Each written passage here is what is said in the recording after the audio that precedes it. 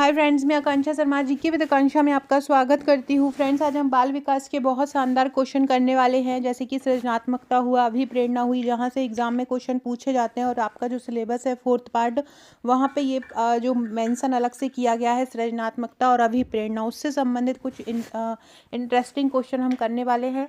तो लास्ट तक वीडियो देखिएगा। बहुत थोड़े से ही क्वेश्चन हैं बट बहुत महत्वपूर्ण हैं, तो अच्छे से इनको याद कर लीजिएगा। पहला क्वेश्चन है मोटिवेशन। मोटिवेशन जिसको हम प्रेरणा भी बोलते हैं, अभिप्रेरणा भी बोलते हैं। तो ये जो शब्द लिया गया है ये मोवर से बना है। मोवर, तो ये मोवर का मतलब क्या होता है? तनाव होता है, चालक होता है, चलन होता है, प्रेरणा होता है। तो ये जो मोटिवेशन है वो मोवेर नामक एक शब्द से बना है, जो कि लैटिन भाषा का शब्द है। ये भी पूछ सकते हैं कि जो मोटिवेशन है वो कहाँ से लिया गया है, किस भाषा से लिया गया है। तो लैटिन भाषा से ये लिया गया है। इसका अर्थ क्या होता है? इसका अर्थ होता है चलना, चलन, या इंग्लिश में बोलें तो इसको बोलते हैं ड्राइव। जो चीज़ हम तक चलकर आती है, हम पे प्रेरणा आती है, हम किसी चीज़ से प्रेरित होते हैं, हम किसी चीज़ से उत्तेजित होते हैं। जैसे कि अगर हम किसी सुपरवाइज़र को देख लें कि बढ़िया, बहुत अच्छी खासी उनकी एक अच्छा ऑफिस होता है, उनको गाड़ी मिलती है, सुपरवाइज़र को अच्छी गाड़ियों में वो घूमती हैं, 7 दिन की ड्यूटी भी नहीं रहती है ना, और बहुत अच्छा उनका पे स्केल भी रहता है। तो पे स्केल भी अच्छा है उनका। तो ये सारी चीज़ें आपको क्या करेंगी, अब यार हमको तो सुपरवाइज़र बनना ही है, चाहे ज़मीन आसमान एक हो जाए। तो वो जो प्रेरणा मिल रही है ना, वो आपको उसको देख के मिल रही है। तो वो उसको देखकर आपको क्या हो रहा है, क्या मन में एक ड्राइव हो रही है, ड्राइव। तो ड्राइव उत्पन्न हुई ना, तो आपको उसकी आवश्यकता महसूस हुई और फिर आपने उस आवश्यकता पे काम करना आरंभ किया, मतलब आपने उस पर मेहनत करना आरंभ हुई। तो उसको ही हम बोलते हैं मोवर या मोटिवेशन। तो ये इसका अर्थ क्या होता है? इसका अर्थ होता है चलन। इंग्लिश में अर्थ बोले तो क्या होता है? ड्राइव होता है। अगला है मोटिवेशन। जो शब्द है उसकी उत्पत्ति किससे हुई है? मोटिवेशन शब्द की उत्पत्ति लैटिन भाषा से हुई है, अभी मैंने बताया। और ये लैटिन भाषा का कौन सा शब्द है? जो मोवेर जो वर्ड आया है वो लैटिन भाषा का ही शब्द है। अगला है अभिप्रेरणा। जो शारीरिक और मानसिक दशाएं हैं जो किसी कार्य को करने हेतु प्रेरित करती हैं, ये किसने कहा है? मैकडूगल ने कहा है, क्रो ने कहा है, स्किनर ने कहा है, या इनमें से किसी ने नहीं कहा? तो देखो, ये तीनों ही बहुत इन्होंने बहुत सारे सिद्धांत दिए, बहुत सारे कथन दिए, और आपको सब याद भी होना चाहिए, क्योंकि 2017 और 2014 के एग्ज़ाम में इनसे संबंधित क्वेश्चन पूछे गए हैं, है ना। तो अभिप्रेरणा अभिप्रेरणा हमारे शरीर को भी प्रभावित करती है और हमारे मन को भी प्रभावित करती है, और हमारे शरीर को और मन को दोनों को ही किसी कार्य को करने के लिए प्रेरित करती है। किसने कहा है? ये मैकडूगल ने कहा है कि जो अभिप्रेरणा होती है या जो मोटिवेशन होता है वो हमारे शरीर को भी कहता है कि चलो काम करो, उठो, जागो, और हमारे मन को भी अंदर से स्ट्रॉन्ग करता है कि नहीं, तुम्हें करना है ना। तो ये शरीर और मानसिक दुर्दशाएं दोनों को ही प्रभावित करती है। क्या? अभिप्रेरणा। किसने बोला है? ये मैकडूगल ने बोला है। अगर वो लड़कियां देख रहे हो जिन्होंने मेरा हम जीतेंगे बैच लिया है, या मेरे सुपरवाइज़र का ऑनलाइन ग्रुप ज्वाइन किया है, या मेरे सुपरवाइज़र के नोट्स लिए हैं, तो आज ही मैंने उन लोगों के लिए एक वीडियो बनाया है, और ये सारे कथन मैंने ट्रिक द्वारा याद करवाए हैं। तो वहाँ जाके वो ट्रिक देखो और फिर ये क्वेश्चन लगाओ, बहुत जल्दी आपको याद हो जाएंगे।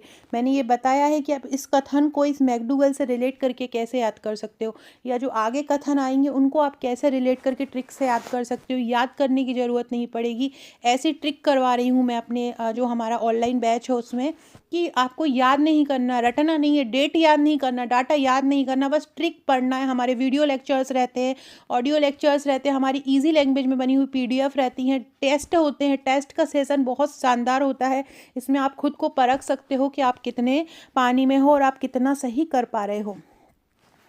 अगला है सीखने में रुचि उत्पन्न करना अभिप्रेरणा है। ये किसने कहा है? तो सीखने में रुचि उत्पन्न करना क्या है? क्रो ने कहा है। सीखने में रुचि उत्पन्न करना एक अभिप्रेरणा है। अगर आपको किसी चीज़ में सीखने में, किसी चीज़ को लर्न करने में रुचि उत्पन्न हो रही है, तो वो क्या है? तो वो अभिप्रेरणा की श्रेणी में आएगी। सीखने में रुचि उत्पन्न करना क्या होगा? अभिप्रेरणा होगा। ये किसने कहा है? ये क्रो ने कहा है। किसने कहा है? क्रो ने कहा है। अगला है किसने कहा कि अभिप्रेरणा जो है वो अधिगम का सर्वोत्तम मार्ग है। अधिगम मतलब होता है लर्निंग। लर्निंग को और क्या बोलते हैं? हम बोलते हैं लर्निंग को और सीखना। और क्या बोलते हैं इसको, सीखना बोलते हैं। तो ये किसने कहा है कि जो अभिप्रेरणा है वो अधिगम का सर्वोत्तम मार्ग है? ये किसने बोला है? तो ये बोला है स्किनर ने। किसने बोला है? स्किनर ने बोला है कि अभिप्रेरणा अधिगम का सर्वोत्तम मार्ग है। मार्ग और स्किन, स्किन के द्वारा ही कोई मार्ग, स्किन के द्वारा ही प्रेरणा हमारे अंदर तक जाती है। हमारे साथ कोई भी चीज़ हमारे अंदर जा रही है शरीर के अंदर, तो वो काय से टच होके जाएगी? स्किन से ही टच होके जाएगी ना। स्किन ही मार्ग रहेगा ना, तो वो क्या रहेगा? मार्ग कौन दे रहा है? स्किन। ऐसे रिलेट करके आप याद कर सकते हैं। तो किसने कहा कि अभिप्रेरणा अधिगम का सर्वोत्तम मार्ग है? तो ये बोला है स्किनर ने। किसने बोला है? स्किनर ने बोला है। अगला है, अभिप्रेरणा कितने प्रकार की होती है? तो अभिप्रेरणा 2 प्रकार की होती है। एक होती है आंतरिक अभिप्रेरणा और एक होती है बाहरी अभिप्रेरणा। ये शारीरिक में होती है। इसके अलावा इसके 2 और तरीके होते हैं, जो इसके धनात्मक और ऋणात्मक अभिप्रेरणा होती है। एक होती है धनात्मक और एक होती है ऋणात्मक। इस प्रकार से ये अलग अलग टाइप में, 2 टाइप में बटी हुई होती है। तो ये कितने प्रकार की होती है? 2 प्रकार की होती है, एक आंतरिक और एक बाहरी। आंतरिक जो हमारा अंदर से मन चाहता है, हम अंदर से चाहे, जैसे कि आप अंदर से चाहते हैं, जैसे कि मैं मेरा बताऊं, मुझे कविताएं लिखना बहुत पसंद है। मैं चाहती हूँ कि मैं कविताएं लिखूं और बहुत सारी कविताएं लिखूं, बहुत फेमस हूँ, कविताएं लोगों तक, अपनी बातें कविता तक पहुँचाऊँ, मतलब दिन भर पोइट्री ही करती रहूँ, ऐसी मेरी विश है। लेकिन मैं नहीं कर सकती क्योंकि हमारे लिए क्योंकि हम बंधे हुए हैं समाज से, हमें एक जीविका का एक साधन भी चाहिए है। तो हम अपनी अंदर की वो छोड़ के फिर हम थोड़ा सा बाहरी चीज़ों से प्रेरित हो जाते हैं। यार देखो, वो एक कलेक्टर है, हमको भी कलेक्टर बनना है, और वो एक सुपरवाइज़र है, हमको भी सुपरवाइज़र बनना है। तो ये जो हमें प्रेरित कर रहा है, ये हमारी बाहरी भी प्रेरणा है। लेकिन जो हमें अंदर से हमारा विश होता है, हमारे अंदर से जो इच्छा होती है, वो क्या होती है? वो आंतरिक अभिप्रेरणा होती है। अगला है, निम्न में से कौन सी जन्मजात प्रेरणा नहीं है? देखो, अभिप्रेरणा जो होती है, जो अभिप्रेरणा होती है, वो अगर हम अर्जित में देखें तो कैसी हो सकती हैं? तो एक होती है इसमें जन्मजात और एक होती है अर्जित, दोनों ही होती है। अभिप्रेरणा को जन्मजात भी होती है और जो आनुवांशिकी बच्चे को मिलती है, और एक ऐसी भी होती है जो वो अर्जित करता है। तो देखो, भूख जो होती है वो उसको जन्मजात ही आती है। भूख तो बच्चे को कोई वो अर्जित नहीं करता, ऑटोमेटिकली आती है। तो भूख तो जन्मजात प्रेरणा यहाँ पे नहीं पूछ रहे हैं ना। प्यास भी जो है वो जन्मजात प्रेरणा है, अर्जित नहीं होती। पैदाइश से बच्चों को प्यास लगती, भूख लगती है। नींद भी इसकी जन्मजात प्रेरणा। लेकिन अभिरुचि, जिसको हम एप्टीट्यूड बोलते हैं, किसी चीज़ में रुचि, ये जो है वो जन्मजात प्रेरणा नहीं है। अभिरुचि जो होगी वो जन्मजात प्रेरणा नहीं होगी। बाकी भूख, प्यास, नींद जो है वो जन्मजात प्रेरणा होंगी। अगला है, व्यक्तित्व के कितने घटक होते हैं? व्यक्तित्व जो होता है उसके कितने घटक होते हैं? इसका वर्णन फ्राइड ने भी किया है। तो इसके 3 घटक होते हैं। कौन कौन से होते हैं? एक होता है इदम, एक होता है इदम, एक होता है अहम। इसमें अहम, अहंकार आ जाता है, दूसरों की बातों को सुनना, अहम केंद्रित होना, ये होता है इदम। जो अर्जित हुआ होता है वो इदम होता है। और जो परा अहम होता है वो एक सही, इसमें व्यक्ति क्या होता है कि उसमें अहंकार नहीं होता है और वो सारी चीज़ों को समझने लगता है, एक बुद्धिमान व्यक्ति कहलाने लगता है। तो वो परा अहम रहता है। तो इदम, अहम और परा अहम, ये व्यक्तित्व के 3 घटक होते हैं। कौन कौन से होते हैं? इदम, अहम और परा अहम, ये व्यक्तित्व के 3 घटक होते हैं।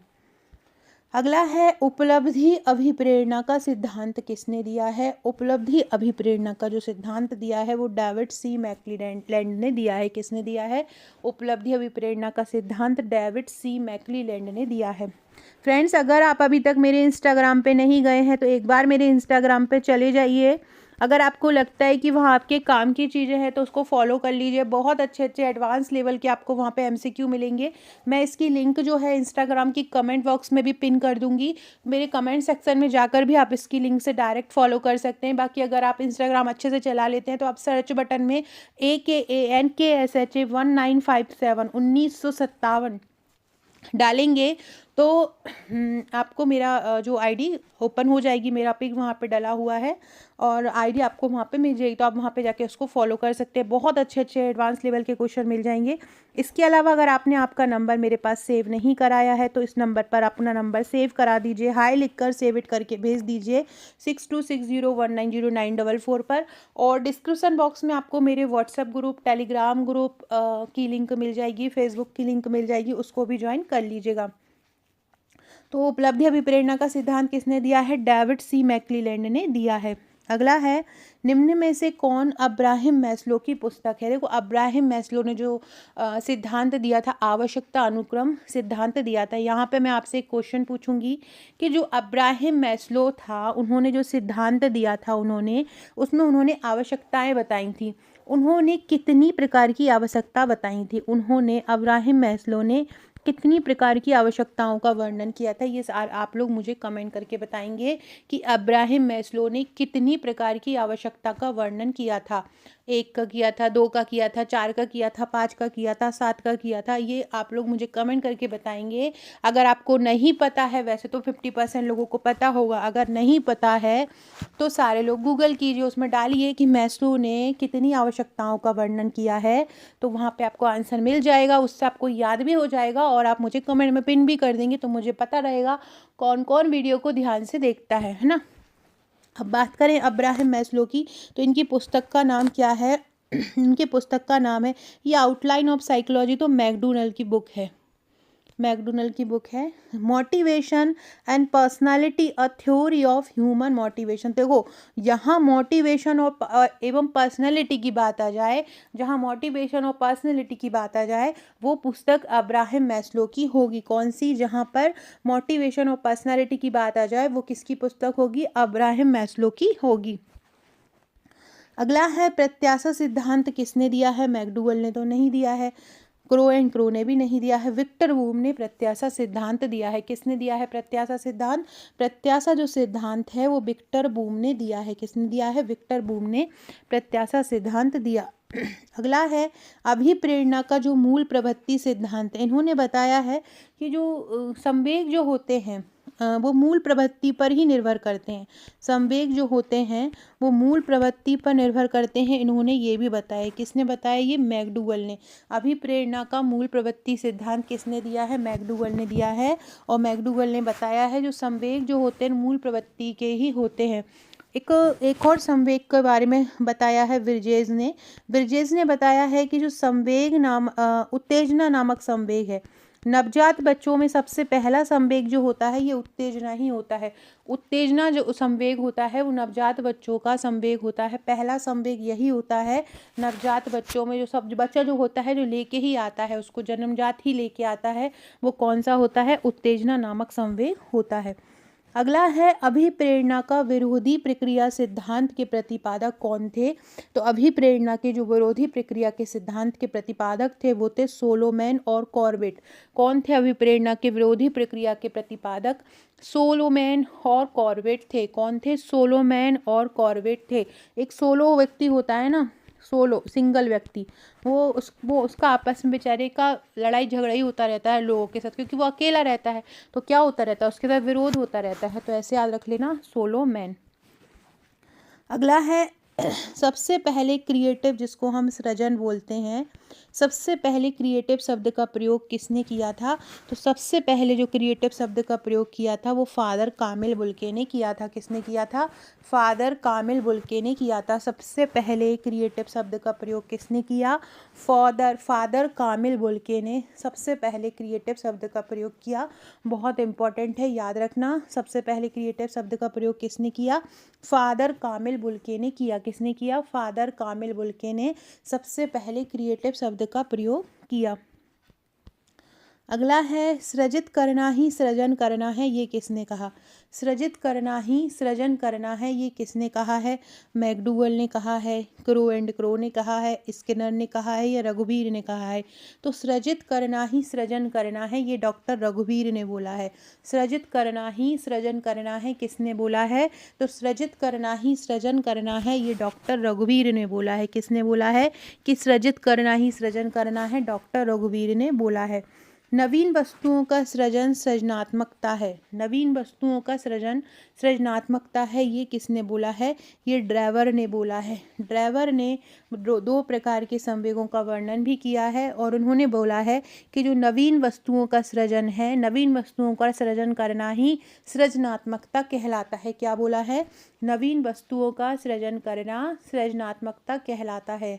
नवीन वस्तुओं का सृजन करना क्या कहलाता है? सृजनात्मकता कहलाता है। ये किसने बोला है? ये ड्राइवर ने बोला है। अगला है मौलिक परिणाम को व्यक्त करना सृजनात्मकता है, किसने कहा है? मौलिक परिणाम को व्यक्त करना सृजनात्मकता है, ये कहा है क्रो एंड क्रो ने। मौलिक जो परिणाम होते हैं, जो फंडामेंटल रिजल्ट आते हैं, मूलभूत जो रिजल्ट आते हैं, है ना, वो जो मौलिक परिणाम होते हैं उनको व्यक्त करना, जो भी अंदर आ रहा होता है, जो भी बुद्धि विवेक से जो भी काम कर रहे होते हैं उसको व्यक्त करना बाहर सृजनात्मकता है। ये किसने कहा है? ये क्रो एंड क्रो ने कहा है। अगला है सृजनशीलता उत्पादकता को कहा जाता है, किसने कहा है?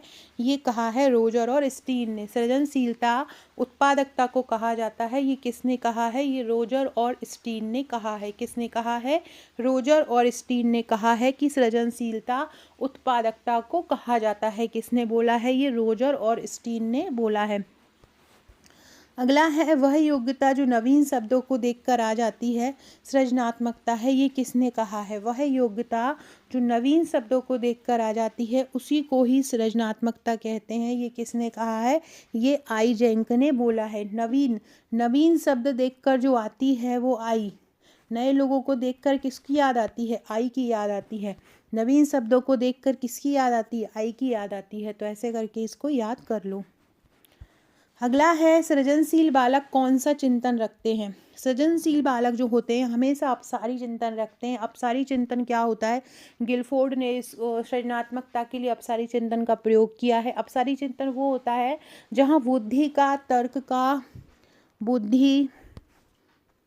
बुद्धि का प्रयोग हो, तर्क का प्रयोग हो, विवेक का प्रयोग हो, ये सारी चीज़ जो होती हैं वो अपसारी चिंतन में आ जाती हैं। फ्रेंड्स, जो हमारा अगला वीक होने वाला है हमारे जो हम जीतेंगे बैच का, उसमें हम अधिनियम पढ़ाने वाले हैं। अधिनियम हमारे ग्रुप में जो हो चुके हैं वो भी रिवीजन होंगे, कुछ नहीं भी हुए हैं वो भी होंगे। हमारे अधिनियम पढ़ाना नॉर्मल नहीं है कि बेसिक आपको थ्योरी थोड़ा बहुत पढ़ा दिया, कब आया, क्या हुआ और लॉन्च कब हुआ, इतनी धारा, इतने अध्याय, ऐसा नहीं है। हम अधिनियम पढ़ाते हैं तो अधिनियम की एक एक धारा में क्या लिखा गया है, किस धारा में क्या लिखा है, और फिर उसको ट्रिक द्वारा याद कराते हैं। तो जो भी बिल्कुल शुरू से हर चीज़ पढ़ना चाहते हैं, हर चीज़ बहुत अच्छे से तैयार करना चाहते हैं और सबसे मेन चीज़ सुपरवाइज़र में 100% सिलेक्शन लेना चाहते हैं, तो आप हमारा ये हम जीतेंगे बैच ज्वाइन कर लीजिए। यहाँ आपको सब कुछ मिलेगा, टोटल चीज़ें आपको मिलेंगी। अगर आपने कहीं और भी ज्वाइन कर रखा है तो भी आप ज्वाइन कर लीजिए। अगर आप न्यू हैं, बिल्कुल अभी कहीं नहीं पढ़ा है तो भी ज्वाइन कर लीजिए। पढ़ चुके हैं तो भी ज्वाइन कर लीजिए। पढ़ चुके होंगे तो आपके ज्ञान का और ज़्यादा बढ़ जाएगा, क्योंकि हमारे यहाँ डेली टेस्ट होते हैं। मतलब एक दिन तैयारी करवाते हैं हम, अगले दिन टेस्ट होता है। एक दिन रात को 10 बजे होता है और अगले दिन दिन में 4 बजे होता है वही टेस्ट।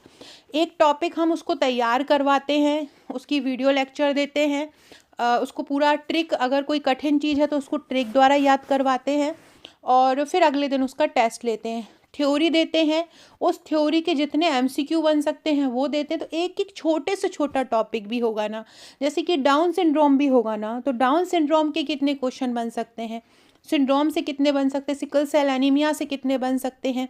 इसके अलावा जो ICMR रिपोर्ट होती है, ICMR रिपोर्ट अलग अलग अवस्थाओं में कितनी होती है। 6 से 7 साल के बच्चे को कितना कार्बोहाइड्रेट देना रहता है, 10 से 12 साल को कितना देना पड़ता है, 16 से 17 साल को कितना देना पड़ता है, गर्भवती धात्री महिला को कितना देना पड़ता है ना, नवजात को कितना देना पड़ता है। तो ये सारी चीज़ें जो हो ना, नॉर्मल याद करना पॉसिबल नहीं, और याद हो भी गए तो याद रखना पॉसिबल नहीं है कि लंबे समय तक याद रख पाओ।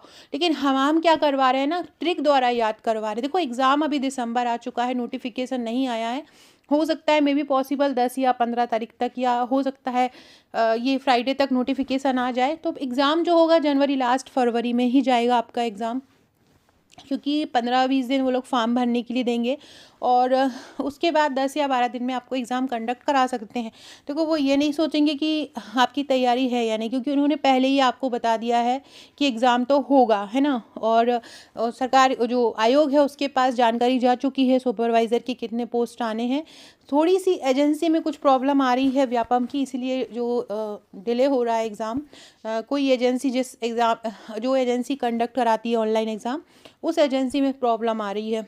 तो मे बी पॉसिबल जैसे ही वो सही होता है वो लोग तुरंत निकाल देंगे, क्योंकि अगर वो एजेंसी दूसरी एजेंसी जो एग्ज़ाम लेने को हो रही है तो वो अगर हाँ कर देगी तो ही एग्ज़ाम होगा, नहीं तो फिर वो दूसरी एजेंसी से बात चल रही है। तो यही कारण है कि एग्ज़ाम थोड़ा सा डिले हो गया है। तो इसलिए आप जो डिले हुआ है ना उसका यूटिलाइज़ कर लीजिए, उसको बहुत अच्छे से, उसको मतलब सुपरवाइज़र मतलब आत्मसात कर लो। वो उनके पियाजे के नियम में बोला है ना, आत्मसात कर लेना, किसी चीज़ को बिल्कुल अंदर तक घोल के पी जाना। आप कर सकते हो, आप सब कर सकते हो। जब कोई दूसरा कर सकता है तो वो चीज़ आप भी कर सकते हो। ऐसी कोई चीज़ नहीं है दुनिया में जो एक व्यक्ति कर सकता है वो दूसरा नहीं कर सकता। हर व्यक्ति को चाहे ना, बस वो चाहने के ऊपर है। हर व्यक्ति कुछ भी कर सकता है। अगर धरती पे कोई एक व्यक्ति उस काम को कर सकता है तो दूसरा भी कर ही सकता है। हर व्यक्ति समान है ना। बट ये है कि अंदर से वो जज्बा होना चाहिए, एक प्रेरणा होना चाहिए कि हाँ हमें करना है। हाँ, तो अगर आप 100% सिलेक्शन लेना चाहते हैं तो आप हमारा ये ज्वाइन कर लीजिए। इसमें हम topic wise, theory wise notes दे रहे हैं। इसके अलावा एक्स्ट्रा में क्या मिल रहा है, 1000 CDP के MCQ देंगे। कुछ नहीं पढ़ना इसके बाद आपको CDP में 1000 ICMR के। इसके अलावा जो 4th पार्ट में बाल देख रेख संस्थाएँ, गैर देखभाल संस्थान, एड्स है, बाल श्रम नीतियाँ हैं, बाल कानून है, पॉक्सो अधिनियम है, ये सारा आपको टॉपिक वाइज बहुत ईजी लैंग्वेज में विद ट्रिक मिल जाएगा। तो आपको परेशान होने की ज़रूरत नहीं है। डेली टॉपिक वाइज टेस्ट होते हैं। टेस्ट से क्या होता है, एक टारगेट बन जाता है। कुछ लड़कियां तो इतना आउटस्टैंडिंग कर रही हैं हमारे ग्रुप में, मतलब उनका अगर हमने 80 क्वेश्चन दिए हैं तो उनके 80 आउट ऑफ 80 मार्क्स आते हैं, और अच्छा खासा कठिन टॉपिक भी देते हैं, फिर भी वो बहुत अच्छे से कर पाती है। तो अगर आप भी ऐसे ही एक टारगेट बना के पढ़ना चाहते हैं, डेली उसका टेस्ट देना चाहते हैं, डेली पढ़ना चाह रहे हैं, डेली टेस्ट देना चाह रहे हैं, खुद को आंकना चाह रहे हैं कि आपकी स्थिति क्या है, तो आप उसको बहुत अच्छे से कर सकते हैं ना। तो इसके साथ daily topic wise test tricks द्वारा तैयारी कराई जाती है। ऑडियो, अब हम वीडियो लेक्चर भी देने लगे हैं। टेलीग्राम पर ही वीडियो लेक्चर्स मिलते हैं। टेलीग्राम और व्हाट्सएप पर तैयारी कराई जाती है। कोई भी मेरा एप्लीकेशन डाउनलोड मत करो, वो एप्लीकेशन अभी बना के ही रखा हुआ है, अभी उसमें कुछ भी नहीं है। बहुत सारे लोग मुझे व्हाट्सएप करके बोलते एप्लीकेशन कर ली है डाउनलोड, अब क्या करना है, तो कुछ नहीं है अभी उसमें, अभी हमने बनाया ही है, अभी हमने उसमें कुछ भी नहीं किया है। अभी हम व्हाट्सएप और टेलीग्राम पर ही करवा रहे हो, वहाँ पे करा के बहुत संतुष्ट हैं लड़कियां, है ना। तो आप अभी वहीं पर ही आइए, वहीं पर ही तैयारी कीजिए। इस जो ऑनलाइन पैकेज है उसका चार्ज केवल 799 है, लेकिन अगर आप साथ में बुक्स भी मंगवाना चाहते हैं हमारी जीके विद आकांक्षा की तो उसका चार्ज है 1699। 24/7 तैयारी होती है, कोई ऐसा समय नहीं है कि पर्टिकुलर आप एक समय पे आ जाओ। आप जब समय में निकालो आप हमारी वीडियो देख सकते हो, आप जब समय निकालो आप हमारी PDF देख सकते हो। लेकिन टेस्ट का जो होता है एक निश्चित समय होता है, रात को 10 बजे और दिन में 4 बजे। इसके अलावा 500 प्लस योजना MCQ और टेस्ट की MCQ मिलेंगे, और जितने भी टेस्ट के क्वेश्चन रहेंगे वो सारे मिलेंगे। 500 प्लस योजना हर एक पार्ट की रहेंगी, स्वास्थ्य विभाग की अलग, जनजाति की अलग, ग्राम पंचायत की अलग, सारा अलग अलग रहेंगी। 70 से 80,000 प्रश्नों की प्रैक्टिस होगी एग्जाम तक। अधिनियम धाराएं भी हम ट्रिक द्वारा कराएंगे, गणित कंप्यूटर ट्रिक शक्ति सब कुछ हम करवाएंगे। बहुत सरल तरीका है यहाँ पे पढ़ने का। जो भी लड़कियाँ तैयारी कर रहे हैं वो जान सकती हैं कि उनके अपने आप में उनको कितना इम्प्रूवमेंट हुआ है। ये हमारे नोट्स हैं। अगर आप हार्ड कॉपी नोट्स लेना चाहते हैं तो आप हमारे ये हार्ड कॉपी नोट्स भी सुपरवाइज़र के ऑनलाइन बैच के साथ ले सकते हो। तो अगर आप ऑनलाइन और ऑफलाइन दोनों लेना है, मतलब ऑनलाइन और हार्ड कॉपी दोनों लेना है, तो 1699 है। इसमें एक MCQ की बुकलेट मिलेगी, एक ऑनलाइन और 5 थ्योरी बुकलेट मिलेंगी। और अगर आप केवल ऑनलाइन लेना चाहते हैं तो 799 है। इसके बाद ये हमारा जुनून बैच है MPPSC प्रीलिम्स का। अगर आप MPPSC प्रीलिम्स की तैयारी भी कर रहे हैं तो आप हमारा ये जुनून बैच ज्वाइन कर सकते हैं।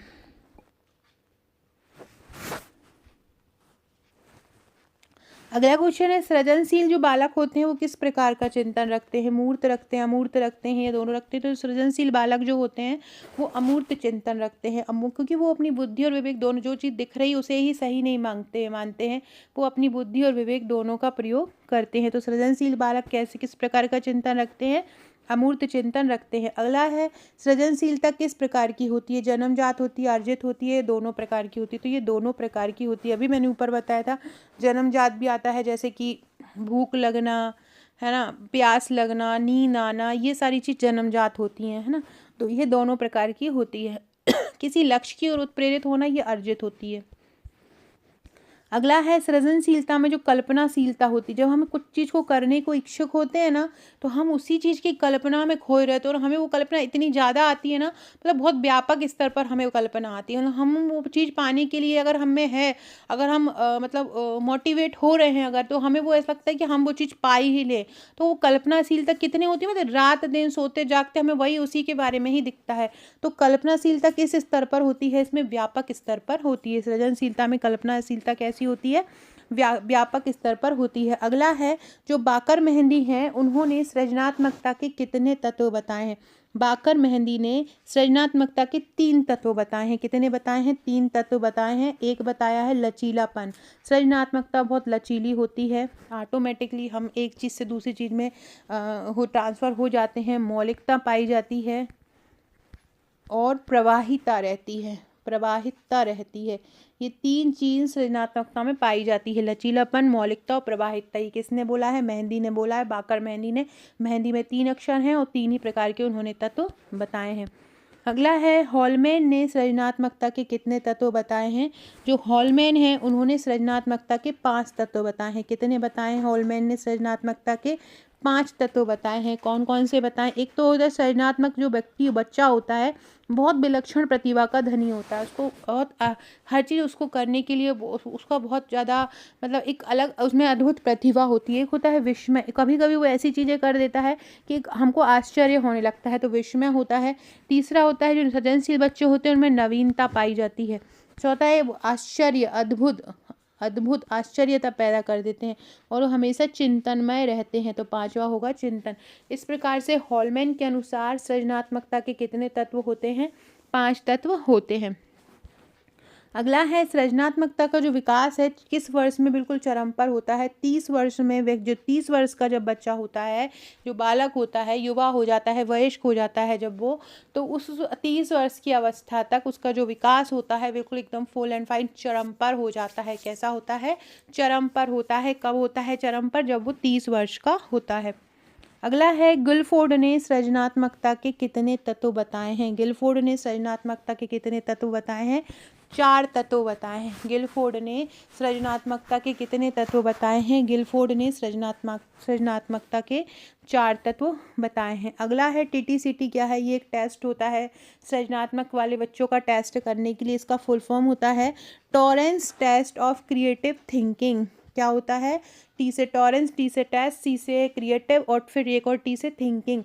टॉरेंस टेस्ट ऑफ, क्योंकि जो सृजनात्मकता के जो जनक थे, सृजनात्मकता के जो जनक थे वो टॉरेंस थे। सृजनात्मकता के जो जनक थे वो कौन थे, टॉरेंस थे। इसीलिए इसको Torrance test of creative thinking कहा जाता है। सृजनात्मकता के जनक कौन थे, टॉरेंस थे, इसलिए इसको Torrance test of creative thinking बोला जाता है।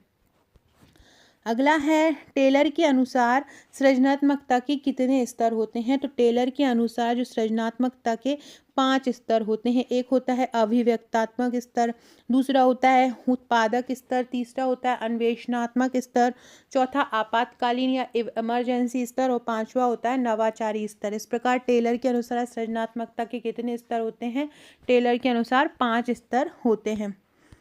अगला है संवेग मन को उत्तेजित करने की दशा है, ये किसने कहा है। तो संवेग मन को उत्तेजित करने की दशा है, ये मार्गन ने बोला है। संवेग जो होते हैं वो मन को उत्तेजित कर देते हैं, ये किसने बोला है, ये मार्गन ने बोला है कि संवेग मन को उत्तेजित करने की दशा है। संवेग चेतना की अवस्था है, ये किसने कहा है। तो संवेग चेतना की अवस्था है, ये रॉस ने कहा है। किसने कहा है संवेग चेतना की अवस्था है, रॉस ने कहा है कि संवेग चेतना की अवस्था है। संवेग क्रियाओं का उत्तेजक है, ये किसने कहा है, गोल्डार्ड ने कहा है। गोल्डार्ड ने कहा है कि संवेग क्रियाओं का उत्तेजक है। क्या है, संवेग क्रियाओं का उत्तेजक है, ये गोल्डार्ड ने बोला है। किसने कहा कि 2 वर्ष के बालक में भय नामक संवेग नहीं पाया जाता, लेकिन 3 वर्ष के शिशु में डर संवेग होता है? ये जॉनसन ने बोला है। इन्होंने ही बोला था कि वो सर्प, एक बच्चा सर्प से नहीं डरता है क्योंकि उसमें डर नामक संवेग नहीं होता है, 2 वर्ष का बालक, लेकिन 3 वर्ष का होने तक उसको डर वाला संवेग भी आ जाता है। किस अवस्था को संवेग के तीव्र विस्फोट की अवस्था बोलते हैं? किशोर अवस्था को संवेग के तीव्र विस्फोट की अवस्था बोलते हैं। सो फ्रेंड्स, ये था हमारा आज का वीडियो। कल बहुत शानदार वीडियो लेके आऊँगी, एक बहुत अच्छा प्रैक्टिस सेट लेके आऊँगी, तो सारे लोग वीडियो को देखिएगा। वीडियो अच्छी लगे तो लाइक शेयर सब्सक्राइब कीजिएगा, शेयर कीजिएगा। अगर आप हमारा ये बैच लेना चाहते हैं तो मुझे व्हाट्सअप कीजिएगा। डिस्क्रिप्शन बॉक्स से व्हाट्सअप ग्रुप की लिंक मिल जाएगी और व्हाट्सअप नंबर भी मिल जाएगा। Okay friends, thank you.